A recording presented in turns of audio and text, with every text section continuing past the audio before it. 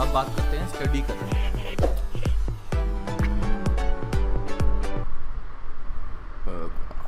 दिख रहा है ना स्क्रीन? हाँ हाँ सर। हाँ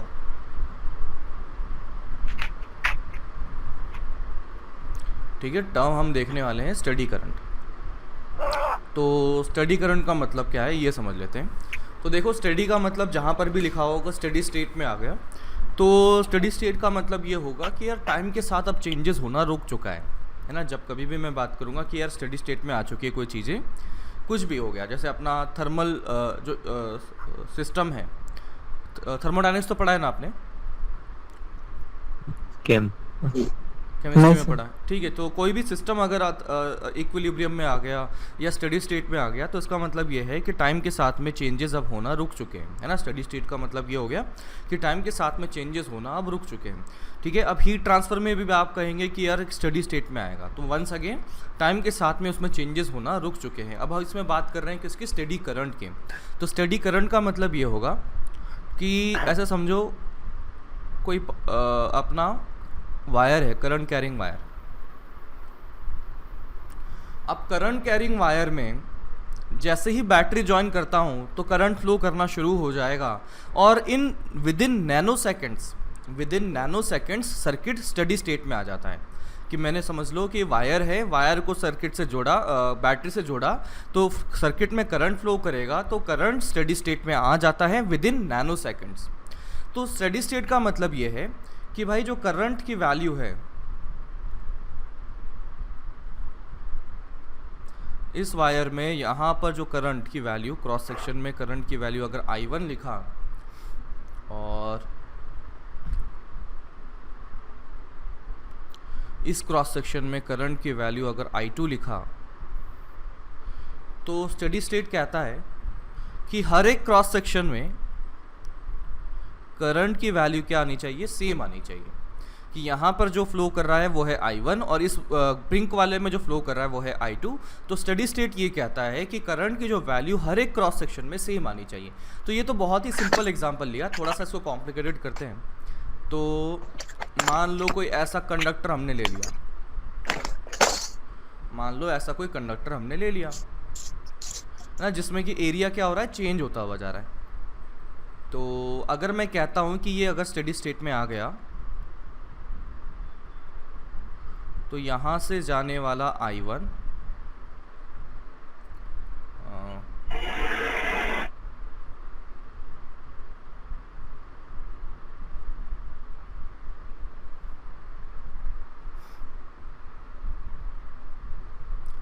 ठीक है, यहाँ से गुजरने वाला I2, इसको क्रॉस करने वाला I2, and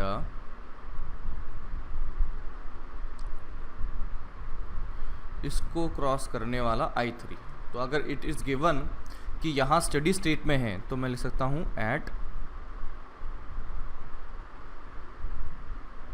study state I1 is equals to I2 is equals to what? I3।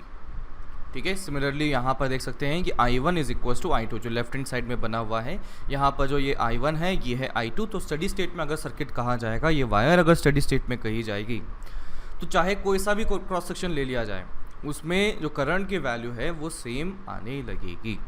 ठीक है। तो इसकी स्टडी स्टेट की डेफिनेशन लिखिए, इसमें लिखें if electrical current is same, electrical current is same if electrical current is same for all cross section of electrical current is same for all cross section of conductor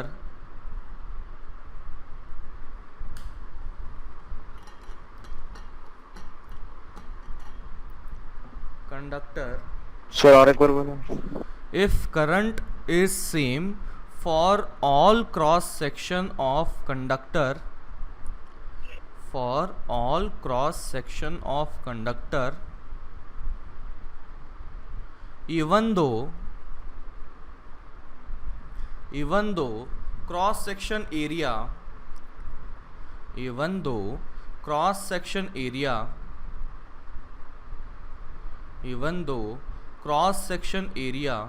may be different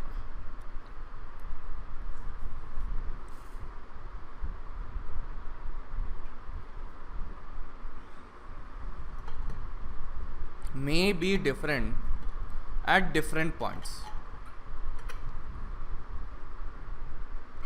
May be different at different points.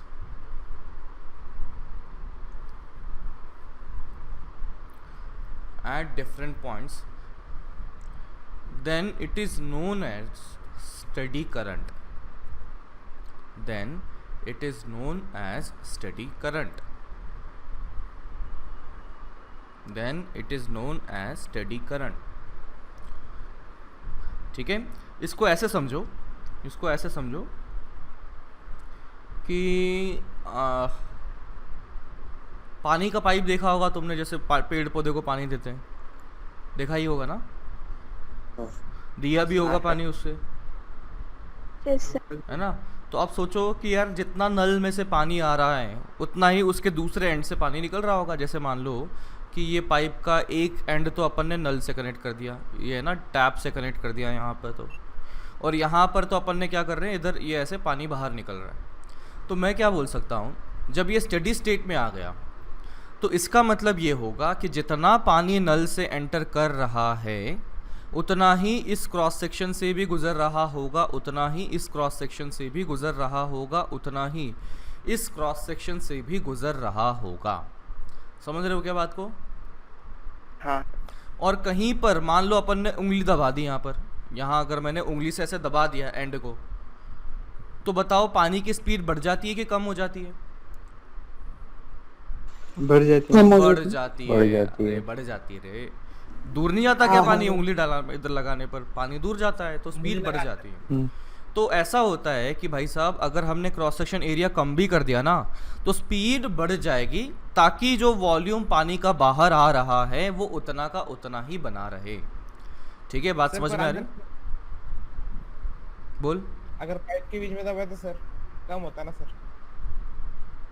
अरे पानी रोकने की बात, अब गलत sir समझो। Sir pipe के बीच में अगर दबा रहे होंगे आप अंदर, मतलब दो टुकड़े के बीच में, तो सामने से दबाए तो शायद वो। हाँ सर, दबाए तो प्रोजेक्टिव बीच में से दबाना है भाई। ठीक ठीक है, तो कुछ सोचते हैं अपन, है ना। रुक जा, इसको दबा देते हैं भाई। ये मैंने दबा दिया, यहाँ से दबा दिया, ठीक है। अब यहाँ का एरिया कम हो गया, अब एरिया कम हो गया तो इस इंस्टेंट पे यहाँ पर स्पीड कम हो जाएगी, सॉरी स्पीड बढ़ जाएगी, यहाँ स्पीड बढ़ जाएगी। लेकिन सर यहाँ तो कोई फ़र्क ही नहीं पड़ता, मतलब यहाँ तो कोई दिखा ही नहीं मुझे अंतर। तो यहाँ पर अगर अंतर नहीं दिखा तो एक्चुअली हो क्या रहा है कि यहाँ पर एरिया बढ़ चुका है, इस एंड पर एरिया जो है वो फिर से बढ़ गया है, और एरिया बढ़ गया तो उसकी स्पीड कम हो जाएगी। अब तुम जो दबाने की बात जो तुम्हारे दिमाग में घुस रही है वो ये है कि तुम पाइप को ही दबा रहे हो, बेचारा पानी रुक ही गया। तुमने जो नल का पानी का प्रेशर था उससे ज़्यादा प्रेशर यहाँ जनरेट कर दिया और उसकी वजह से पानी ही रोक दिया। तुम्हारे जो दिमाग में आ रहा है वो मैं ये बता रहा हूँ, समझे क्या बात को? हाँ सर समझे। ठीक है ना, गधा कहीं का। तो अभी ये स्टडी स्टेट में बना अपना। ठीक है, अगला लिखते हैं, अगला करते हैं। नेक्स्ट है हमारे पास में करंट डेंसिटी।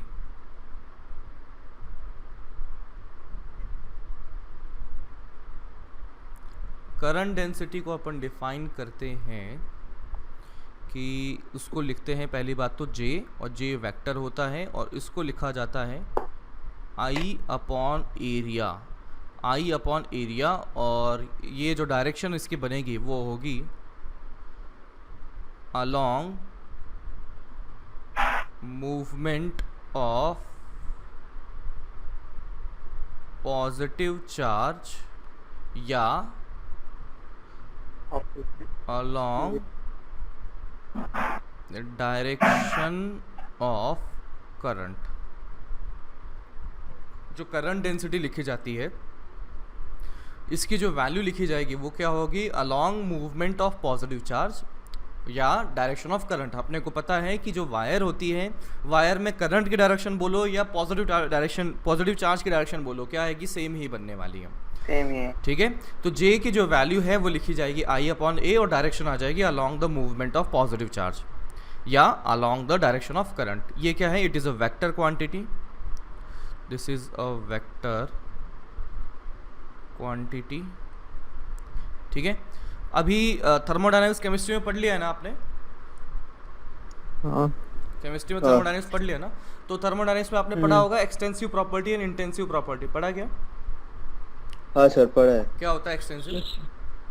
एक्सटेंसिव जो मास बदलने से चेंज होता, और इंटेंसिव नहीं होता, वो नहीं होता, मास पे डिपेंड। इसको और अच्छे तरीके से बोलें कि ऐसी प्रॉपर्टी जो कि साइज पर डिपेंड करती है, उसके साइज पर डिपेंड करती है, तो वो हो जाती है एक्सटेंसिव प्रॉपर्टी।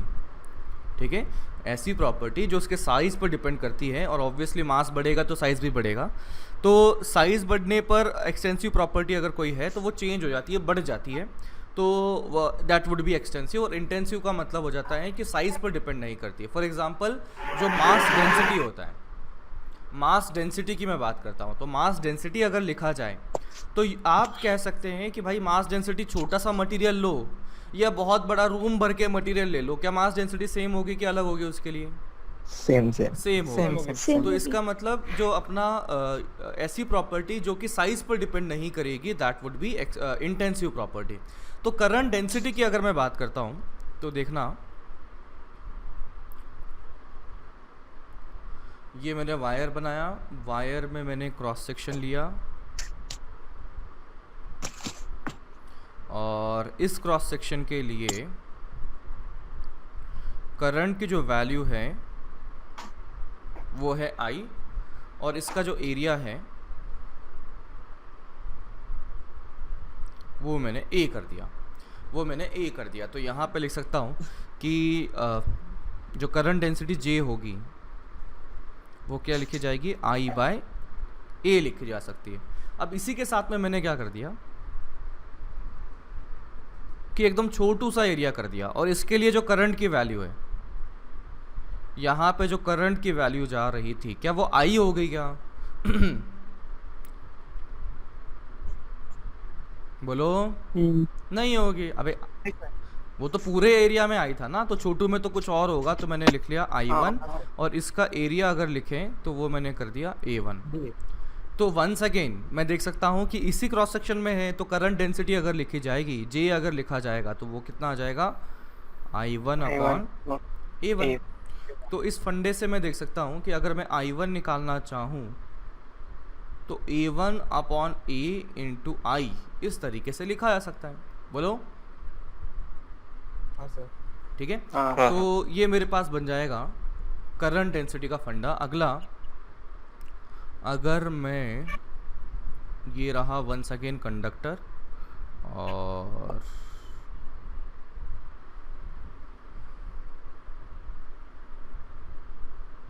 कंडक्टर में मैं ये लेता हूँ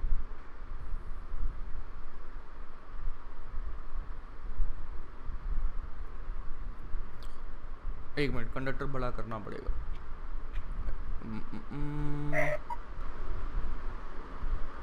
कंडक्टर कुछ ऐसा कर दिया, रुक जाओ अपन करते हैं।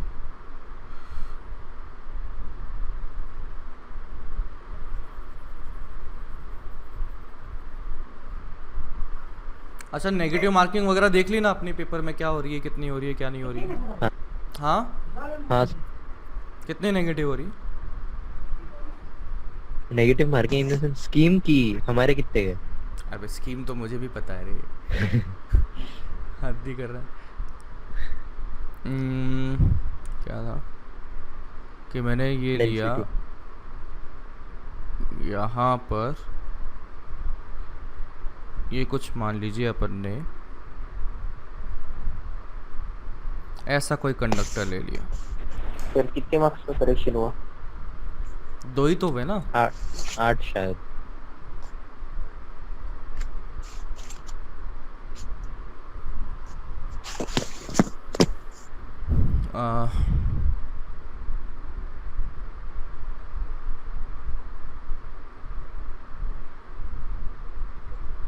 यहाँ पे करंट डेंसिटी लेट से J1 और एरिया मैंने लिख लिया A1। लेट से यहाँ पे करंट डेंसिटी जो है वो है J2 और एरिया यहाँ मैंने लिख दिया A2। यहाँ लेट से मैंने करंट डेंसिटी लिख दिया J3 एंड एरिया है A3। बता सकता है क्या रिलेशन होगा J1 J2 J3 A1 A2 A3 में क्या रिलेशन होगा? J1 A1 equal to J1 by A1 steady state है सर। हाँ हाँ, steady, J1 A1 equal to J2 A2 equal to J3। बिल्कुल सही। J2 A2 is equals to J3 A3, क्योंकि J1 into A1 कर दिया जाए तो यहाँ का करंट बन जाएगा, J2 इंटू A2 कर दिया जाए तो यहाँ का करंट बन जाएगा, और J3 इंटू A3 कर दिया जाए तो यहाँ का करंट बन जाएगा। तो करंट अगर आ गया तो मुझे पता है कि सभी जगह करंट की जो वैल्यू है वो सेम बनी रही है। स्टेडी स्टेट में अपन लिख लेते हैं। तो लिख लिया अपने पास J1 A1 बराबर J2 A2 बराबर J3 A3, तो ये फंडा बन जाएगा। अच्छा, अगर सर एक मैं- ऊपर स्लाइड लो ना सर। ये लो,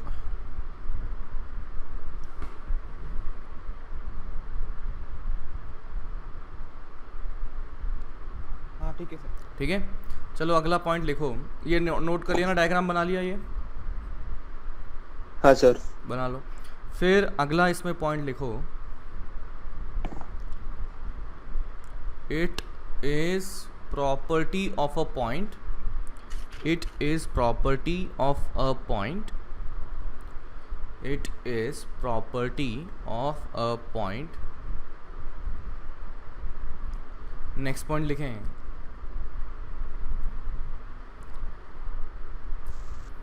it is intensive property, it is intensive property,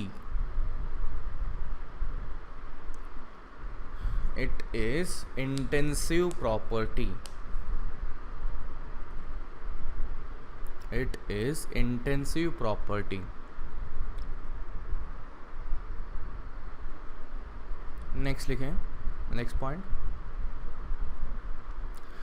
for microscopic study, for microscopic study we use current density, for microscopic study we use current density।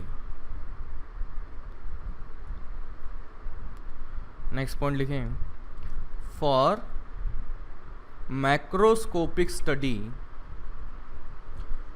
For macroscopic study we use current, we use current. इसका मतलब क्या है इन दोनों statement का, microscopic और macroscopic, कि जब हम कंडक्टिंग वायर के अंदर घुस जाएंगे और एक एक इलेक्ट्रॉन के बारे में सोचेंगे, छोटे छोटे पार्टिकल्स के बारे में सोचेंगे, तो वो तो हो जाएगा माइक्रोस्कोपिक।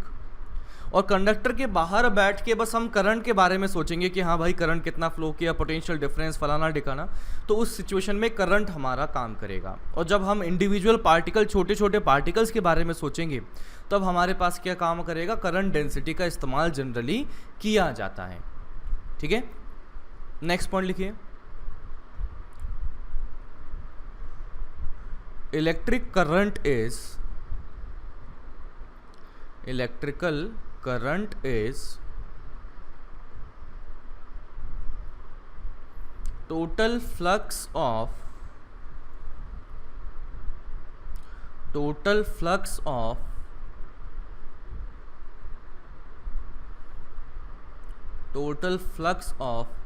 current density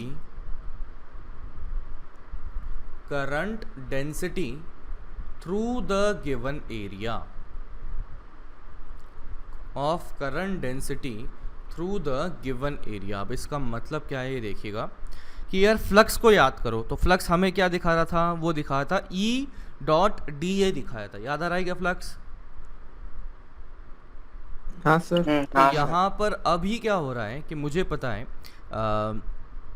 कि I अपॉन एरिया से J बन चुका है, या अगर मैं छोटा सा करंट अपॉन छोटा सा एरिया लिखता हूँ तो क्या लिखा जाएगा, DI अपॉन D एरिया से J लिखा जाएगा। तो यहाँ से मैं क्या लिख सकता हूँ, DI is equals to J dot D A, और आई अगर लिखा जाए तो वो इंटीग्रेशन ऑफ डी आई बन जाएगा, और वो बन जाएगा integration of J dot D A, integration of J dot D A.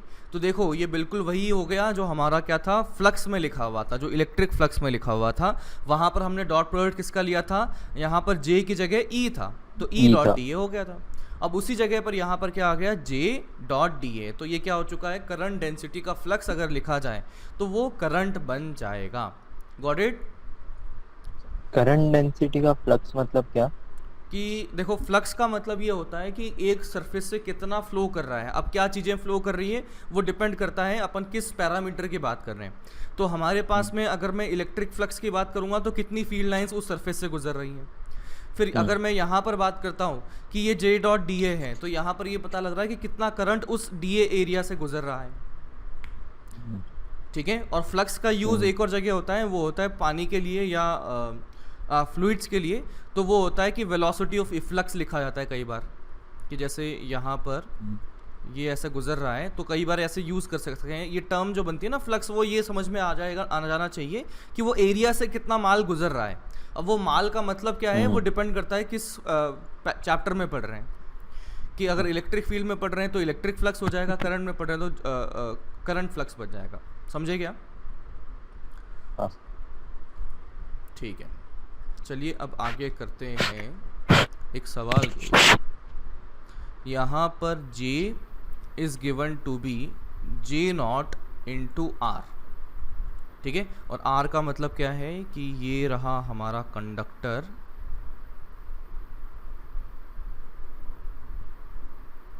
और कंडक्टर की सेंट्रल लाइन से स्मॉल r दूरी पर, कंडक्टर की सेंट्रल लाइन से जो स्मॉल r दूरी है वहाँ पर जो J की वैल्यू है वो कितना हो गया, J नॉट इंटू आर हो चुका है।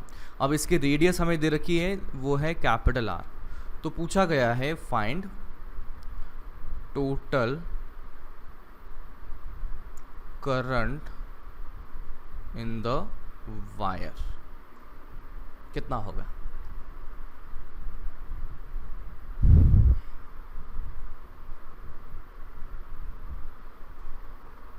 To pi J R cube by 3। क्या किया, अब रिंग ले लिया और वो सब किया ना। ठीक ठीक है, तो इसको इस क्रॉस सेक्शन से यहाँ से देखते हैं। यहाँ से अगर बैठ के देखा जाए तो अपने को ऐसा गोल सा दिखेगा, ऐसा गोल सा दिखेगा। और अभी क्या है, J की वैल्यू अगर देखा जाए तो ये कांस्टेंट नहीं है, कितना है, J नॉट इंटू आर है।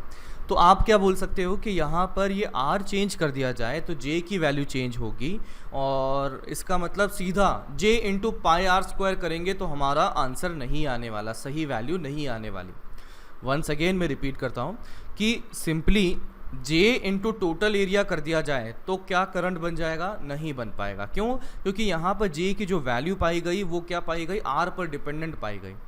तो यहाँ से सेंटर से अगर मैं स्मॉल r दूरी पर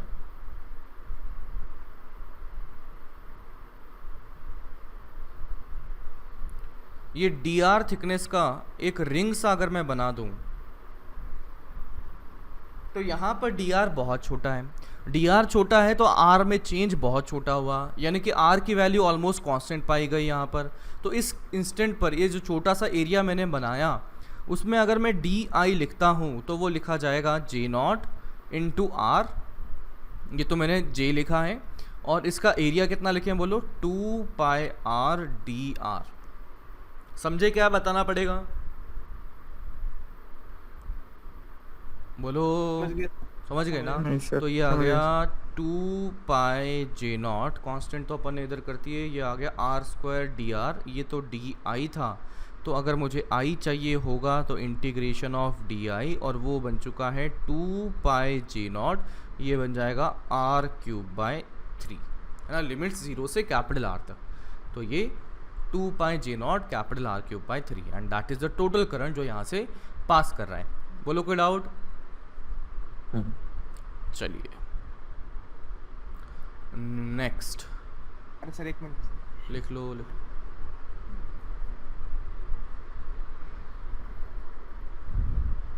हाँ ठीक है सर। सर एक मिनट। अरे यार कर लेना खुद से।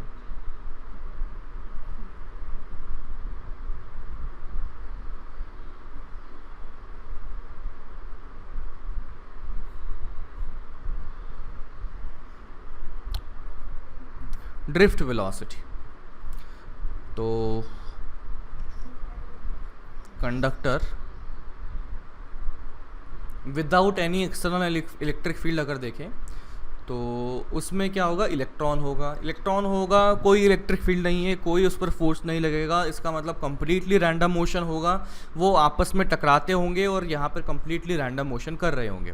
तो जैसे मैंने एक इलेक्ट्रॉन को अगर देखा, तो इलेक्ट्रॉन को अगर देखा तो मान लो कुछ ऐसा ऐसा, उसका कुछ कंप्लीटली रैंडम मोशन ऐसा ऐसा ऐसा कुछ हो रहा था, है ना, हो रहा था, मान लिया ऐसा कुछ कि आपने देखा कि इलेक्ट्रॉन शुरू किया, यहाँ से ख़त्म हो गया, मतलब आगे भी चल रहा था लेकिन हमने छोटा सा टाइम इंटरवल में देखा, तो ऐसा कुछ पाथ इसका बन गया। समझ रहे हो क्या? तो अब मैंने क्या कर दिया, एक इलेक्ट्रिक फील्ड लगा दी। अब यहाँ पर ये एक इलेक्ट्रॉन था और इसमें इलेक्ट्रिक फील्ड लगाई इस डायरेक्शन में। इलेक्ट्रिक फील्ड अगर इधर लगी तो बताइए इलेक्ट्रॉन पर फोर्स कहाँ लगा, राइट में कि लेफ्ट में? लेफ्ट में फोर्स लगा। तो लेफ्ट में फोर्स लगा तो यहाँ पर इसका जो पाथ है वो अगर देखा जाए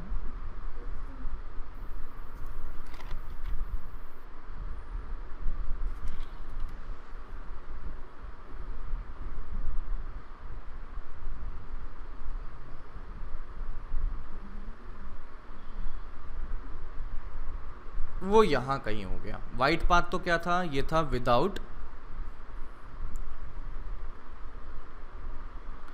इलेक्ट्रिक फील्ड, और ये ऑरेंज वाला पाथ बना हुआ है that is with electric field.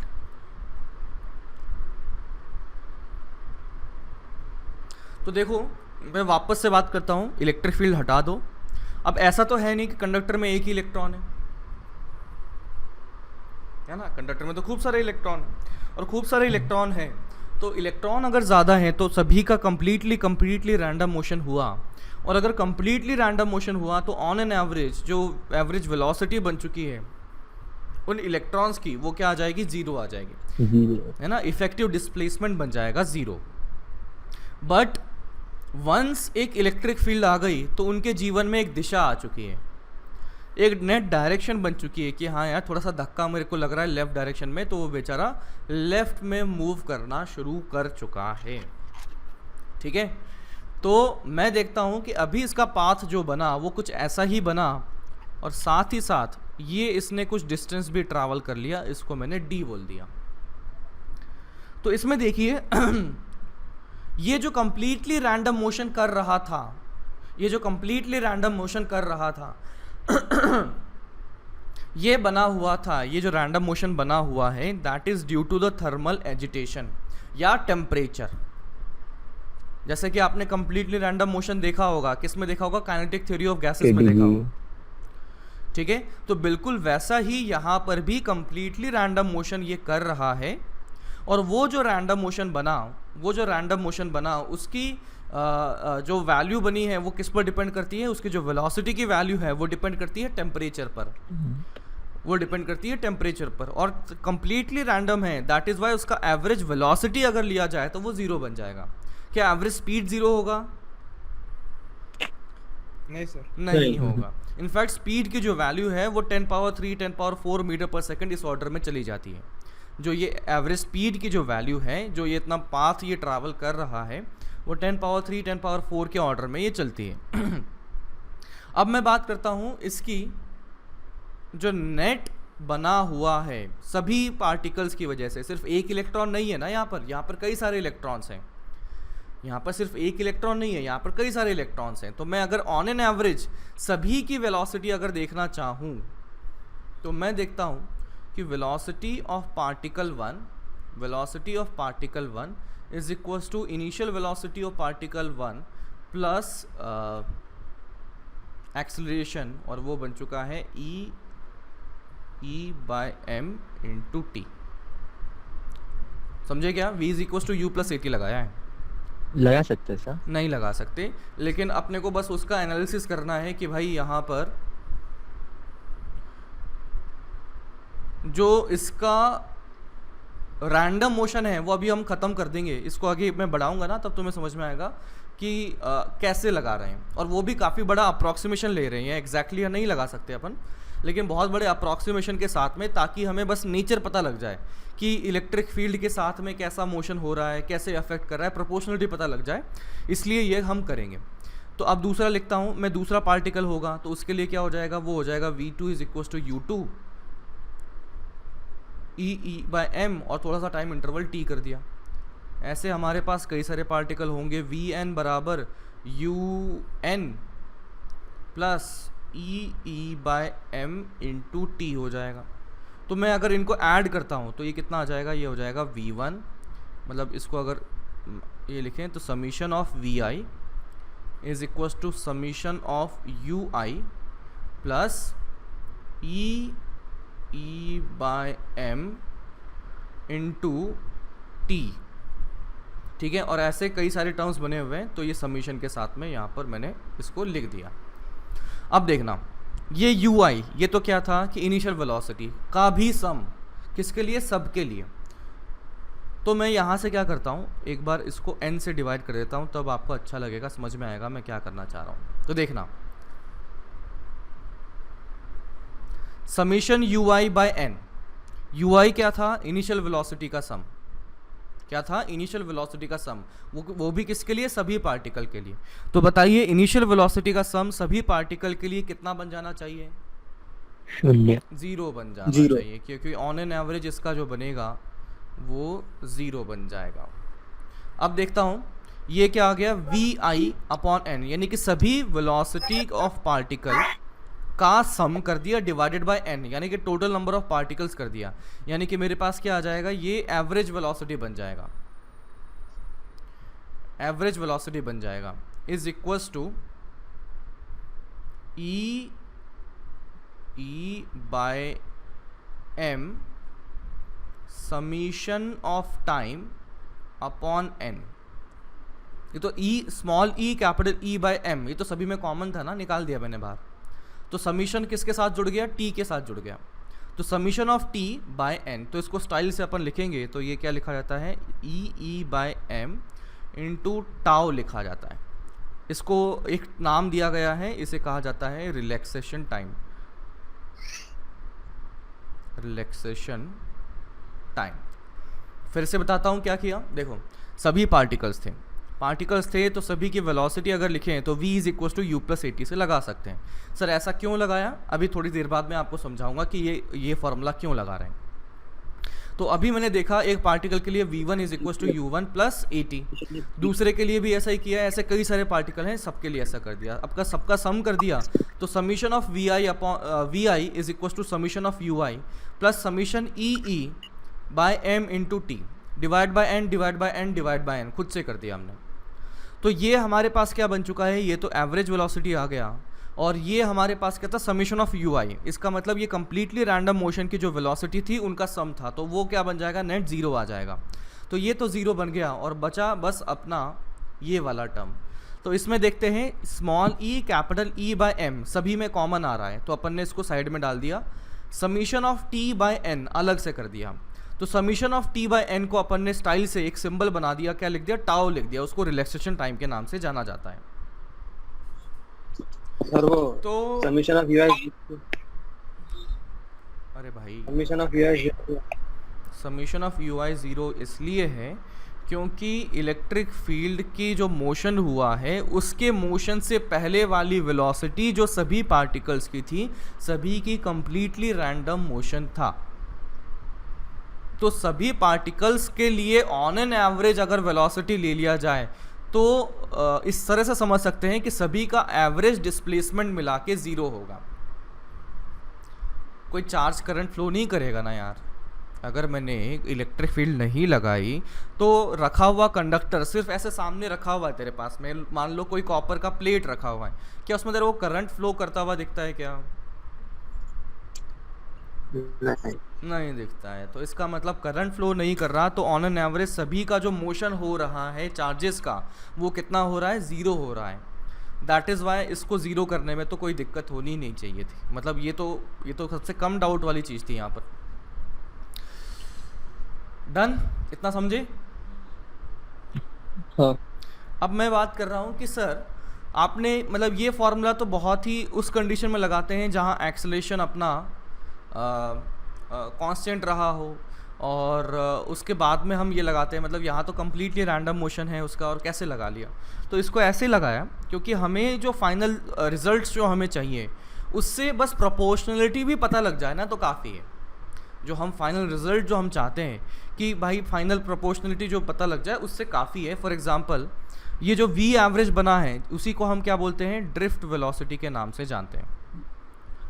किसके नाम से जानते हैं? ड्रिफ्ट वेलोसिटी के नाम से जानते हैं। तो हाँ, हमें पता लग गया कि यार जो ड्रिफ्ट वेलोसिटी है वो इलेक्ट्रिक फील्ड के प्रोपोर्शन में आ चुकी है, इलेक्ट्रिक फील्ड के प्रोपोर्शन में आ चुकी है, टाउ के प्रोपोर्शन में आ चुकी है, यानी कि रिलैक्सेशन टाइम के प्रोपोर्शन में आ चुकी है। ठीक है, तो हमारा जो पर्पस है वो ये है कि हाँ यार कम से कम प्रोपोर्शनलिटी तो हमें क्लियर हो जाए कि इसका मतलब क्या है, किसके प्रोपोर्शन में होने वाला है। ठीक है, अब एक और फंडा मैं आपको बताता हूँ कि किसी भी पार्टिकल की वेलोसिटी अगर मैं लिखता हूँ, किसी भी पार्टिकल की वेलोसिटी अगर मैं लिखता हूँ v1 मान लो, ये लिख दिया, तो ये क्या हो जाएगा, ये तो होगा उसका u thermal 1 plus u electric field वाला 1। अब ये क्या कर दिया मैंने, ये तो मैंने लिखा है थर्मल वाला, ये लिखा है ड्यू टू थर्मल एजिटेशन, और ये क्या है, ये बनी हुई है ड्यू टू इलेक्ट्रिक फील्ड जो वेलोसिटी हमें बना हुआ है। ये तो एक के लिए लिखा ना, मतलब एक पार्टिकल अगर मैंने लिया तो उसको क्या होगा, वो कम्प्लीटली रैंडम मोशन तो कर ही रहा है, यानी कि वो थर्मल एजिटेशन की जो मोशन है वो तो दिखा ही रहा है। और जैसे ही इलेक्ट्रिक फील्ड लगाई तो उसमें क्या हो जाएगा कि इलेक्ट्रिक फील्ड अगर लगाते हैं तो साथ ही साथ उसमें थोड़ा सा डिस्प्लेसमेंट भी बन रहा है। जैसा कि मैंने इस डायग्राम में देखा, ये जो डी बना हुआ था, ये जो डी बना हुआ था, समझ रहे हो क्या मैं क्या कह रहा हूँ, कि ये हाँ जो सर, पूरा वो जो कंप्लीटली रैंडम मोशन हुआ वो तो थर्मल एजिटेशन की वजह से हुआ। जो ये वाइट लाइन और ऑरेंज लाइन मैंने बना रखी है, यहाँ पर ये जो वाइट लाइन बना रखी है और साथ में ऑरेंज लाइन बना रखी है, ये इतना जो लंबी डिस्टेंस ट्रैवल किया वो किसकी वजह से किया, थर्मल एजिटेशन की स्पीड की वजह से। लेकिन ये जो स्मॉल डिस्टेंस डी ट्रैवल किया, ये जो स्मॉल डिस्टेंस डी ट्रैवल किया वो किसकी वजह से ट्रैवल किया, इलेक्ट्रिक फील्ड की वजह से। तो इसका मतलब कोई भी पार्टिकल के पास में जो वेलोसिटी पाई गई वो एक तो थर्मल एजिटेशन की पाई गई प्लस एक इलेक्ट्रिक फील्ड की पाई गई, तो दोनों का वेक्टर सम करके नेट वेलोसिटी हम निकाल सकते हैं। इसी तरीके से मैंने v2 के लिए भी लिख सकता हूँ, इसी तरीके से मैं अगर v3 के लिए लिख सकता हूँ। तो यहाँ से vn अगर लिखा जाए तो वो क्या हो जाएगा, u थर्मल किसके लिए, nth वाले पार्टिकल के लिए, प्लस u इलेक्ट्रिक फील्ड वाली की वजह से लिखा जाएगा। तो मैं अगर इनका सम करता हूँ तो summation of v vector is equal to summation of u thermal plus summation of u electric field. अब इसमें से क्या जीरो होगा खुद ही बता दो, थर्मल वाला जीरो होगा, कंप्लीटली रैंडम मोशन है, सभी पार्टिकल्स का मिला के जीरो बन जाएगा। तो बच्चा यहाँ पर देखना कि समीशन ऑफ वेलोसिटी जो बना हुआ है वो summation of u electric field वाला बना हुआ है। तो यहाँ से डिवाइडेड बाय n कर दिया जाए, डिवाइडेड बाय n कर दिया जाए, तो ये क्या आ चुका है, ये आ चुकी है एवरेज वेलोसिटी। समझे क्या, बोलो। हाँ सर, हाँ। तो ये मैं लिख सकता हूँ v average is equals to summation of u due to electric field by n। ठीक है, अब पूरी प्रोसेस समझना मैं क्या बोल रहा हूँ। पार्टिकल एक इलेक्ट्रॉन का होगा तो उसके पास दो प्रकार की वेलोसिटी पाई जाएंगी, उसमें से एक होगी कौन सी, थर्मल थर्मल Thermal वाली, दूसरी agitation होगी वाली है, इलेक्ट्रिकल वाली, electric इलेक्ट्रिकल field फील्ड वाली। ऐसे ही कई सारे पार्टिकल जब हमने लिए तो उनका जब मैं एवरेज वेलोसिटी की बात करता हूँ तो एवरेज वेलोसिटी जब देखा तो एक तो थर्मल वेलोसिटी की वजह से जो एवरेज बना है प्लस इसका इलेक्ट्रिक फील्ड वाले की वजह से जो एवरेज बना हुआ है। थर्मल वाला मोशन कम्प्लीटली रैंडम था, इसीलिए उसका नेट जो बन जाएगा वो ज़ीरो बन जाएगा। तो यहाँ पर मैं अगर एवरेज निकालना चाहता हूँ, एवरेज निकालना चाह रहा हूँ इन इलेक्ट्रॉन्स के लिए सभी को मिला के, तो वो वाली एवरेज किसके बराबर आ गई है? इलेक्ट्रिक फील्ड वाले एवरेज के बराबर आ रही है। और इलेक्ट्रिक फील्ड का एवरेज अभी हमने कैलकुलेट किया था इसकी मदद से।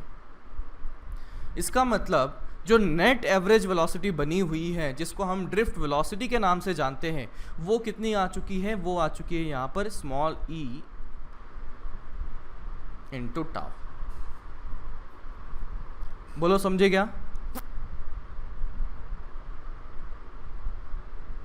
हाँ sir.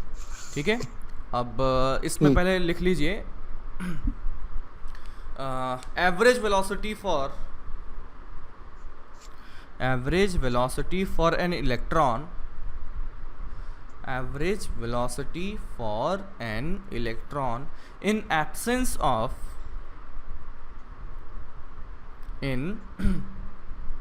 absence of external electric field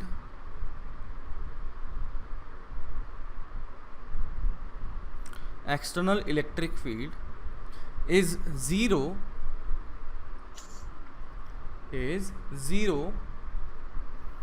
as its motion is completely random, as its motion is completely random। फिर अगर मैं ड्रिफ्ट वेलोसिटी की बात करता हूँ तो यहाँ पर drift velocity is equals to, जिसे हम वी से नाम से लिखते हैं, तो ये कितना आ जाएगा?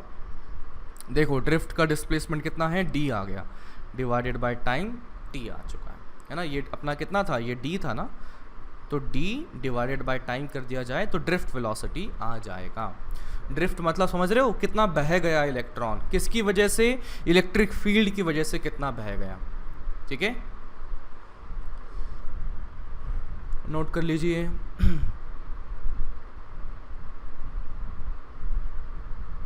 Drift velocity direct d by T, हाँ। अरे वो हाँ, एक्सेलरेटेड मोशन होगा ना।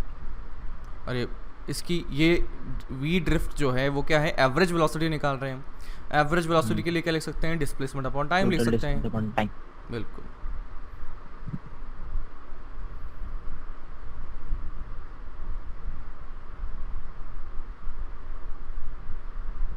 लिख लिया? तो रिलैक्सेशन टाइम का एक्चुअल मीनिंग क्या है? अभी बताऊंगा ना, लिख तो।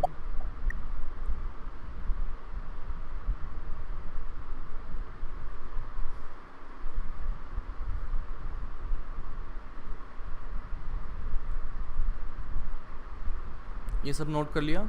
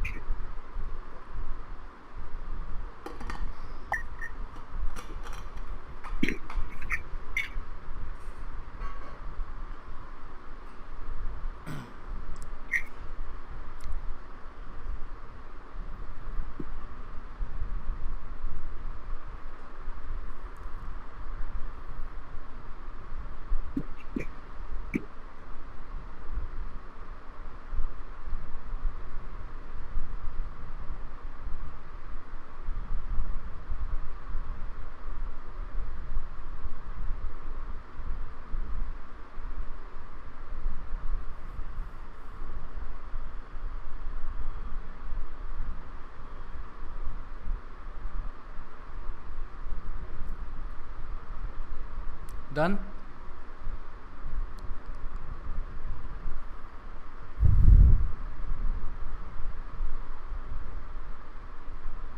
आगे लिखो पॉइंट बना के, drift velocity is average velocity of charge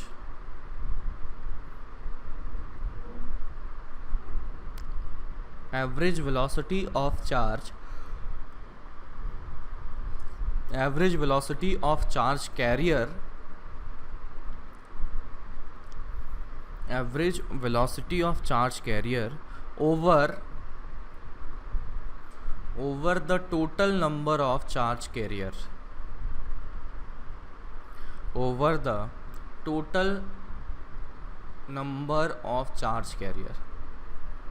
अंग्रेजी समझ रहे हो ना?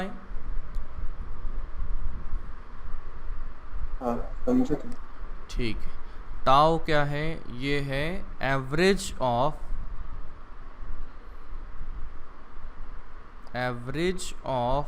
टाइम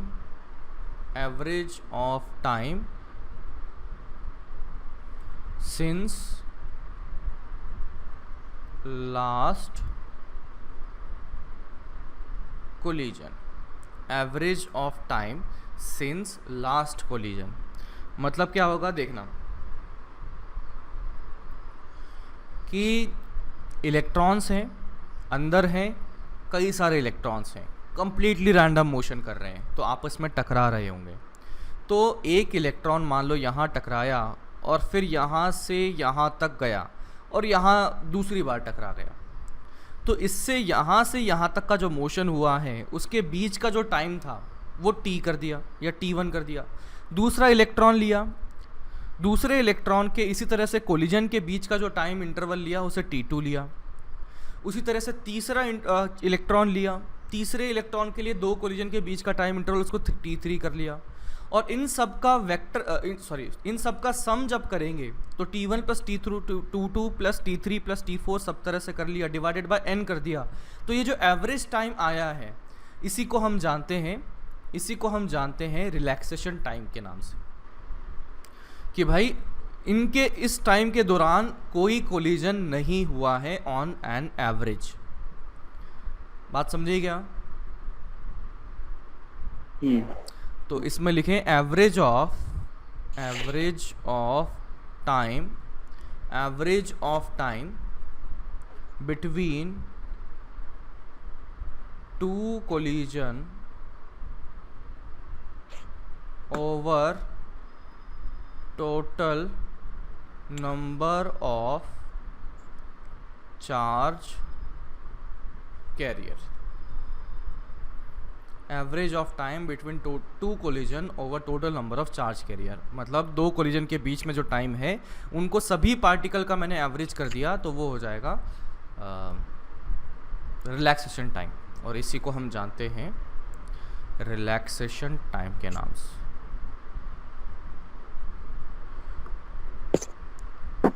ये उसमें पढ़ा होगा ना यार आपने, केमिस्ट्री में पढ़ा होगा, मीन फ्री पाथ वगैरह पढ़ा जाता है। मीन फ्री पाथ क्या होता है बताओ? वही दो कोलिजन के बीच का जो एवरेज डिस्टेंस ट्रैवल्ड होता है वो हो जाता है मीन फ्री पाथ। उसी तरीके से मीन फ्री पाथ को ट्रैवल करने के लिए जो एवरेज टाइम निकलता है वही होता है रिलैक्सेशन टाइम। ठीक है, तो यहाँ पर अगला पॉइंट लिखिए, scalar average of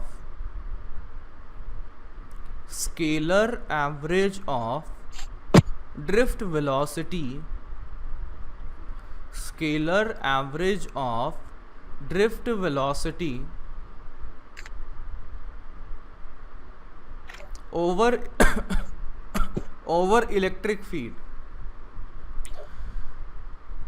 over electric field is known as mobility, जिसको ब्रैकेट में म्यू कर दीजिए। तो मोबिलिटी के वैल्यू अगर देखें तो वो क्या हो जाएगा, स्केलर एवरेज यानी कि v drift upon electric field जो कर दिया जाए तो उसकी वैल्यू कितनी आ गई, ई टाउ अपॉन m आ गई। इसी को अपन क्या नाम किस नाम से जानते हैं, मोबिलिटी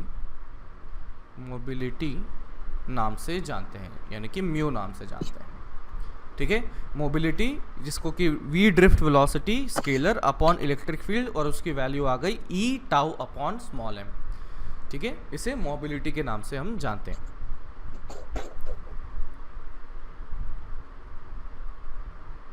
नेक्स्ट हेडिंग लिखें,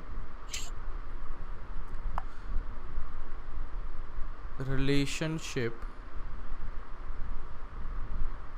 बिटवीन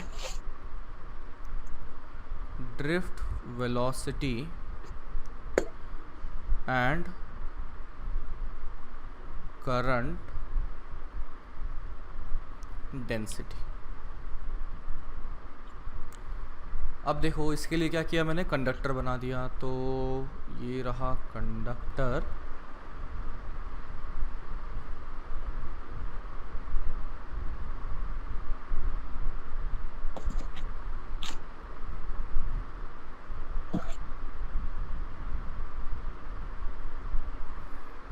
कंडक्टर में मैं देखता हूँ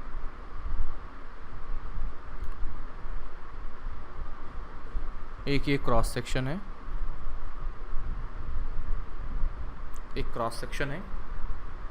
अब इस क्रॉस सेक्शन में कई सारे इलेक्ट्रॉन पाए जाएंगे, ठीक है। यहाँ पर मैंने बोला कि ऐसे यहाँ पर करंट इधर जा रहा है, तो करंट जा रहा है तो चार्ज पार्टिकल में राइट में जाता हुआ मान लेता हूँ, है ना, क्योंकि अपने को इलेक्ट्रॉन तो उल्टी डायरेक्शन में जाएंगे करंट के, तो मैं क्या ले लेता हूँ कि इलेक्ट्रॉन की जगह पॉजिटिव चार्जेस मूव कर रहे हैं राइट साइड में, है ना, कोई दिक्कत तो नहीं है। बस वो क्या होता है ना कि समझना थोड़ा आसान हो जाता है और कुछ नहीं। तो अभी मैं क्या कर रहा हूँ कि यहाँ पर करंट इधर गया तो पॉजिटिव चार्जेस राइट साइड में गए। अब देखना कि थोड़ा सा टाइम मैंने गुजरने दिया, तो यहाँ पर पॉजिटिव चार्जेस राइट साइड में कहीं पहुँच जाएंगे। ऐसा इस तरह से इमेजिन कर सकते हैं। कभी टिकट की लाइन में गए हो क्या, तुम टिकट की लाइन में खड़े हुए हो क्या? हाँ सर, है ना, खड़े हुए होंगे। तो तुम्हें पता है कि हाँ थोड़े टाइम में तुम धक्का मारते हुए आगे चले जाओगे, तुम्हारे आगे वाला और आगे चला जाएगा, उसके आगे वाला और आगे चला जाएगा, उसके आगे वाला और आगे चला जाएगा। समझ रहे हो क्या बात को? अरे ये क्या बजा रहा है? तो यहाँ पर जो तुम्हारे इलेक्ट्रॉन्स थे, मान लो तुम्हारा यहाँ पर था स्वप्निल, यहाँ पर था मयंक, यहाँ पर था कुछ और, यहाँ पे था कुछ और, अरे इलेक्ट्रॉन नहीं, पॉजिटिव चार्जेस ले रहे थे ना, तो ये कुछ चार्जेस थे। तो जब ये यहाँ से राइट हैंड साइड में मूव करेंगे तो इसके सामने जो थे वो लोग और आगे चले जाएंगे। तो इसका मतलब मैं छोटा सा टाइम इंटरवल अगर बनाऊं और उस छोटे से टाइम इंटरवल में कहता हूं कि ये वाले क्रॉस सेक्शन के जो चार्जेस थे वो राइट में चले गए, तो मैं क्या ये बोल सकता हूं कि यहाँ जो फंसे हुए चार्जेस थे, यहाँ पर जो फंसे हुए चार्जेस थे ये वाले, वो कहाँ चले गए होंगे? राइट साइड, और राइट साइड में चले गए होंगे। ये जो पिंक क्रॉस सेक्शन बनाया है उसे क्रॉस कर चुके होंगे। समझे क्या बात को? तो यहाँ पर मैं अगर इसका एरिया लेता हूँ A, ये एरिया मैंने कर दिया, area is equals to A कर दिया, ठीक है। अब जब भी हम बात करते हैं इसकी ड्रिफ्ट वेलोसिटी वगैरह के लिए, तो एक नई टर्म हम डिफाइन करते हैं N। This is number of charge carrier per unit volume. This is number of charge carrier per unit volume. और ये किस पर डिपेंड करता है? This depends on material. ऐसे कैसे मटीरियल पे डिपेंड किया? फॉर एग्जांपल मैंने कॉपर ले लिया, फॉर एग्जांपल मैंने आयरन ले लिया। तो कॉपर और आयरन में देखता हूँ तो मैं देख सकता हूँ कि कॉपर में Cu2+ होता है, आयरन में Fe3+ होता है, या इस तरह से कुछ होता है, ठीक है। या सोडियम ले लो, है ना, Na+ ले लो। तो मैंने क्या ले लिया? Cu2+ और मैंने क्या ले लिया? Na+ ले लिया। तो Cu2+ का मतलब एक एटम ने 2 इलेक्ट्रॉन फ्री कर दिए। अगर सोडियम की बात करता हूँ तो एक एटम ने 1 इलेक्ट्रॉन फ्री किया हुआ है।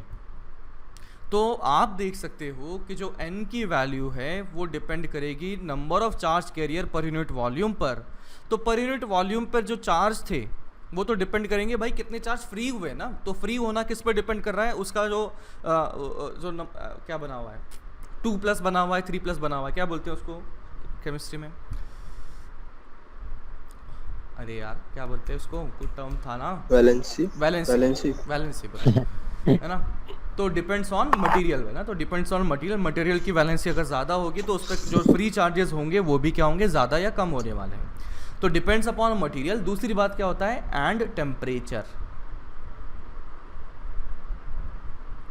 ऐसा हो सकता है कि टेम्परेचर बढ़ा दिया जाए तो फ्री इलेक्ट्रॉन्स का जो नंबर है वो बढ़ जाए, क्योंकि जो इलेक्ट्रॉन्स पहले बंधे हुए थे उनको एनर्जी सफिशिएंट अगर मिल गई तो वो एटम से और बाहर आ जाएंगे और वैलेंसी चेंज कर देंगे और फ्री इलेक्ट्रॉन्स का नंबर बढ़ा देंगे। तो ये जो n की वैल्यू है उसे हम लिखते हैं number of charge carrier per unit volume, और दैट डिपेंड्स अपॉन मटेरियल्स और साथ ही साथ टेम्परेचर। तो मैं वापस यहाँ पर आता हूँ, इस क्रॉस सेक्शन में आता हूँ। तो बताइए यहाँ पर जब dt टाइम में ये dx चला, जब ये dt टाइम में dx चला, तो इस सिचुएशन में बताइए कि कितना चार्ज इस क्रॉस सेक्शन को फ्लो करके निकल चुका होगा। नंबर ऑफ चार्जेस बता दीजिए। NADX। बिल्कुल सही। देखो यहाँ पर मैं देख सकता हूँ कि पिंक वाले के लिए वो सभी चार्जेस क्रॉस कर चुके होंगे जो ये बीच में फंसे हुए थे। समझे क्या? अरे समझो ना यार, आगे वाला बंदा अगर आगे सरका तो बीच वाले सर। यहाँ से मैं देखता हूँ समझे ना, कि समझे। टोटल इसका वॉल्यूम अगर लिखा जाए तो वो हो जाएगा a into D X, into N कर दिया जाए तो मेरे पास total number of charge carrier moving आ जाएंगे, क्योंकि n क्या था, this is charge per unit volume, number of charge carrier per unit volume. तो मुझे total number of charge carrier निकालना है, तो यानी कि मुझे मल्टीप्लाइड बाय वॉल्यूम करना पड़ेगा। तो यहाँ से आ जाएगा क्या आ जाएगा बोलो, ये आ जाएगा total number of charge career crossing, इसको सरफेस नंबर 1 बोल दिया, इसको सरफेस नंबर 2 बोल दिया, सरफेस नंबर 2 कितना आ जाएगा, NADX आ जाएगा। कोई डाउट है क्या बोलो इसमें? नहीं। अब यहाँ लिखता हूँ टोटल चार्ज क्रॉसिंग सरफेस 2 अगर मैं लिखता हूँ तो बताइए कितना हो जाएगा, इन dt टाइम है ना, टोटल मतलब इन टाइम dt। बताओ क्या लिखा जाएगा?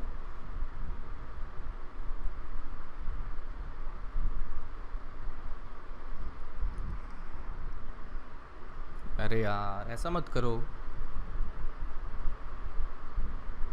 टोटल नंबर ऑफ चार्ज आ गए ना, इतने इलेक्ट्रॉन थे, एक इलेक्ट्रॉन का चार्ज E है, तो टोटल चार्ज कितना हो जाएगा, NADX इंटू E बन जाएगा। समझे क्या बोलो? हाँ सर। और यहाँ से अगर मैं करंट लिखना चाहता हूँ तो I जो लिखा जाता है वो हो जाता है dq अपॉन dt, और ये बन जाएगा NADX into E upon dt। तो यहाँ से कितना आ गया, ये आ गया NEA, और साथ में मैंने कर दिया dx अपॉन dt, और ये आ चुका है NEA। dx अपॉन dt को VD लिख सकते हैं, ड्रिफ्ट वेलोसिटी। तो I जो बना वो आ चुका है NEAVD। dx क्या था, इफेक्टिवली कितना चला हुआ है चार्जेस, पहले एक सरफेस से दूसरी सरफेस तक पहुंच चुके हैं, dx चल चुके हैं। तो dx बाई dt क्या दिखा देगा हमें, एवरेज वेलोसिटी, और एवरेज वेलोसिटी मतलब ड्रिफ्ट वेलोसिटी बन जाएगा। ठीक है, इतना नोट कर लीजिए, आज अपन यही ख़त्म कर देते हैं।